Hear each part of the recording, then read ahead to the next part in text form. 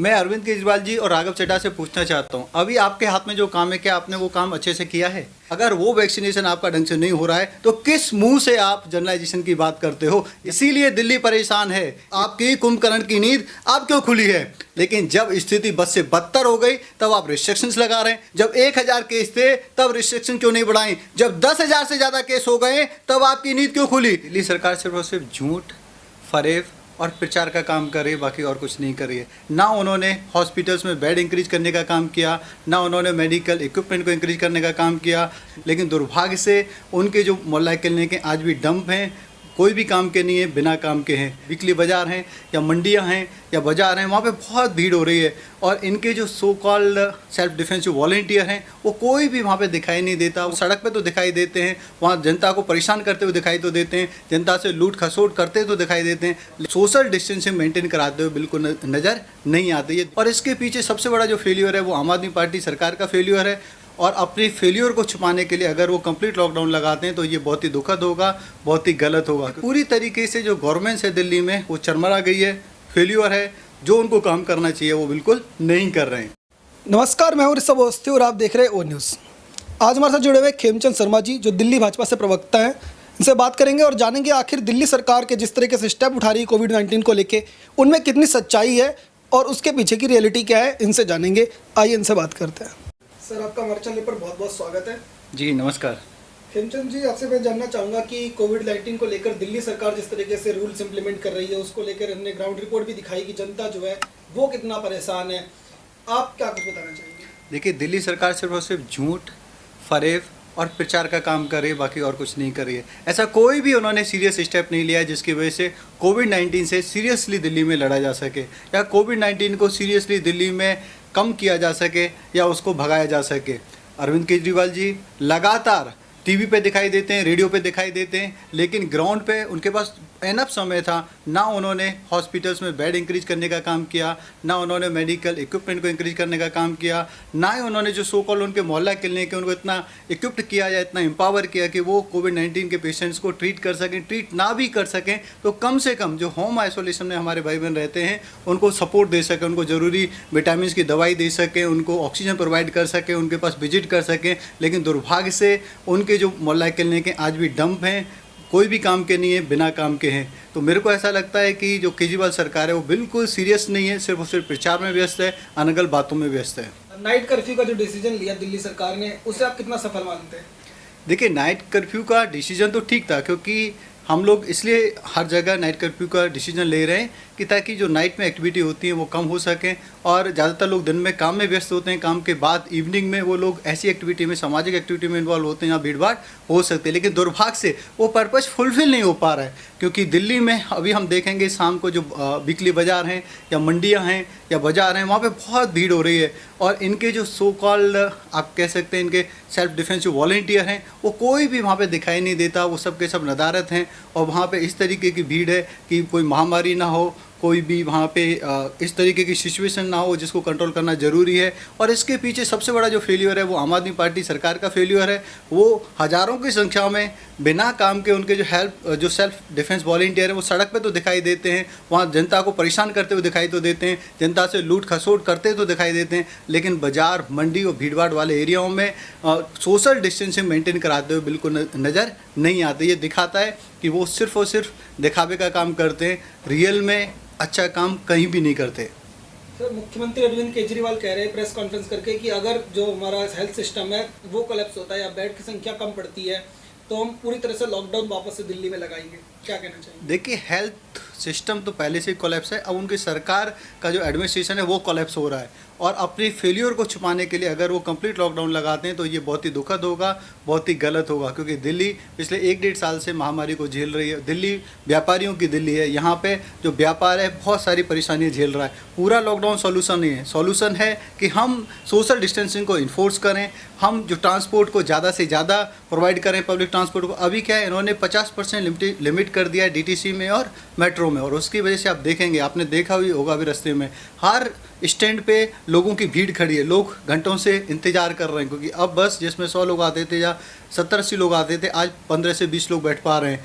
और सब के सब लोग रोडों पे इंतज़ार कर रहे हैं। इन्होंने कोई एडिशनल या आप कह सकते हैं साइड में कोई व्यवस्था नहीं की, लोग पूरी तरीके से हाहाकार कर रहे हैं, पूरी तरीके से परेशान हैं और वो मजबूरी में ऐसे प्राइवेट व्हीकल में ठूस ठूस के जा रहे हैं जहाँ पे एक दूसरे की हेल्थ की रिस्क भी है, जहाँ पे फिजिकल भी रिस्क है, क्योंकि वो जो व्हीकल हैं वो ऑथराइज व्हीकल नहीं है, वो टूटे फूटे व्हीकल होते हैं, पुराने व्हीकल होते हैं, कहीं भी वो टक्कर मार सकते हैं, कहीं भी वो नुकसान पहुँचा सकते हैं। तो ये पूरी तरीके से जो गवर्नमेंट है दिल्ली में वो चरमरा गई है, फेल्यूर है, जो उनको काम करना चाहिए वो बिल्कुल नहीं कर रहे हैं। सर, जिस तरह की आज स्थिति कोविड की वजह से बनी हुई है, ऐसी स्थिति पहले भी एक बार दिल्ली में हुई और जिस टाइम पे गृह मंत्री अमित शाह जी है उन्होंने सहयोग दिया और पूरी तरह से व्यवस्था जो यहाँ से सही हुई। आज वापस से वो स्थिति आने का बड़ा कारण क्या मानते हैं? देखिए, वापस वो स्थिति आने का कारण है दिल्ली में अरविंद केजरीवाल जी का पूरी तरीके से फेल्योर, पूरी तरीके से आंख बंद करके बैठा रहना।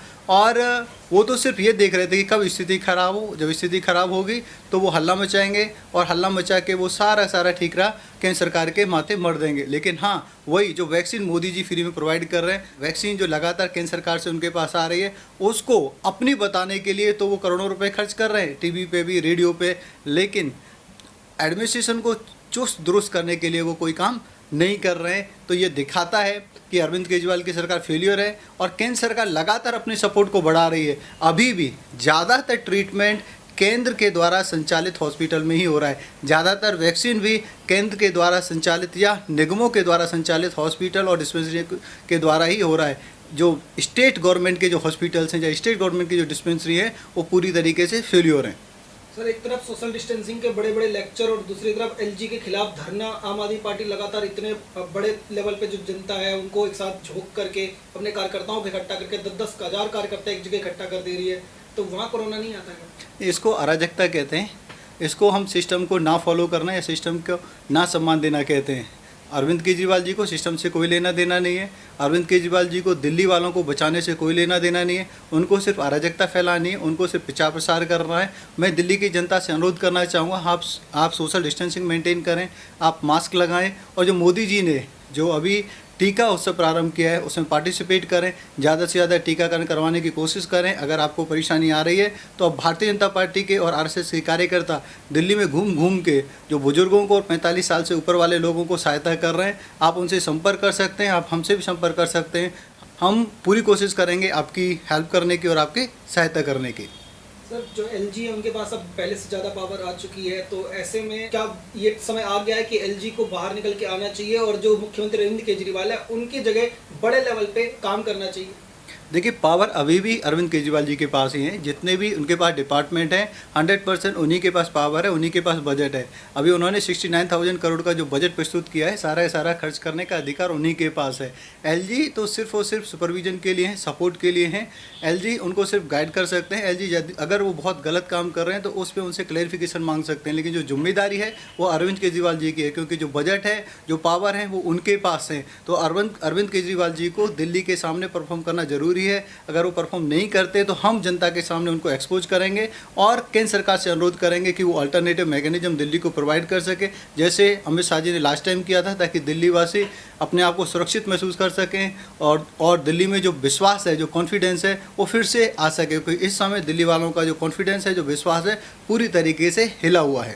सर, राघव चड्ढा जी जो चिट्ठी लिख करके नेशनलाइजेशन और जनरलाइजेशन की जो बात कर रहे हैं पीएम को चिट्ठी लिखते हुए, उस पर क्या कुछ बताना चाहेंगे? मैं अरविंद केजरीवाल जी और राघव चड्ढा से पूछना चाहता हूँ, अभी आपके हाथ में जो काम है, क्या आपने वो काम अच्छे से किया है?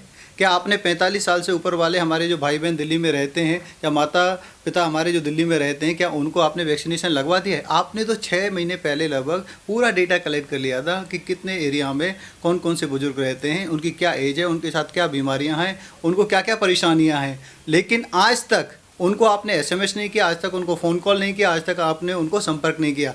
ग्राउंड पे कोई दिखाई दे रहा है तो सिर्फ और सिर्फ भारतीय जनता पार्टी के कार्यकर्ता या आरएसएस के वॉलंटियर ही दिखाई दे रहे हैं। आपके ना ही कोई सरकारी कर्मचारी वहाँ दिखाई दे रहे हैं, ना ही कोई आपके सेल्फ डिफेंस वॉलंटियर दिखाई दे रहे हैं, ना ही आपके एमएलए वहाँ पे दिखाई दे रहे हैं। तो पहले तो मैं आपसे ये अनुरोध करना चाहूँगा, एक वाइट पेपर पब्लिश करें, बताएं कि जो डेटा आपने कलेक्ट किया था उसमें से कितना % आपने वैक्सीनेशन करा दिया है। अगर वो वैक्सीनेशन आपका ढंग से नहीं हो रहा है तो किस मुँह से आप जनरलाइजेशन जनरलाइजेशन की बात करते हो, जनरलाइजेशन तो होगा ही होगा, लेकिन साइंटिफिक तरीके से फेस मैनर में मोदी जी ने ये अभियान चलाया हुआ। ये विश्व का सबसे बड़ा वैक्सीनेशन अभियान है। 10 करोड़ से ज़्यादा लोगों को ऑलरेडी लग चुका है। जो हाथ में काम है उसको ढंग से क्यों नहीं करते? आप अफवाह फैलाने का, आप भ्रम फैलाने का, आप आडंबर करने का काम क्यों करते हो? इसीलिए दिल्ली परेशान है। इसीलिए दिल्ली ये आपसे जानना चाहती है कि आपने जब 1000 केस थे तब रिस्ट्रिक्शन क्यों नहीं बढ़ाई? जब 10,000 से ज़्यादा केस हो गए तब आपकी नींद क्यों खुली? आपकी कुंभकर्ण की नींद अब क्यों खुली है?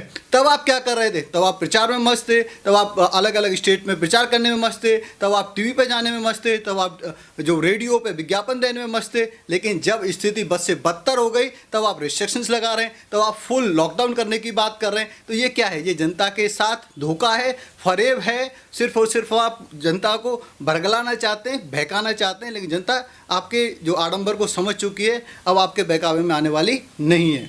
अंत में कोई दिल्ली की जनता के लिए कोई संदेश देना चाहेंगे? अंत में मेरा संदेश यही रहेगा कि जो मोदी जी ने अभी आह्वान किया है कि टीका उत्सव, हम उसमें ज़्यादा से ज़्यादा पार्टिसिपेट करें, कोशिश करें कि एक व्यक्ति को ऐसे को हम ज़रूर हेल्प करें जो अपने आप से टीका करवाने के लिए समर्थ नहीं है या टीका केंद्र पे जाने के लिए समर्थ नहीं है। ऐसा हम करेंगे तो हमारे लिए बहुत ही आत्मसंतुष्टि की बात होगी। Thank you. हमारे साथ बात करने के लिए बहुत बहुत धन्यवाद। धन्यवाद।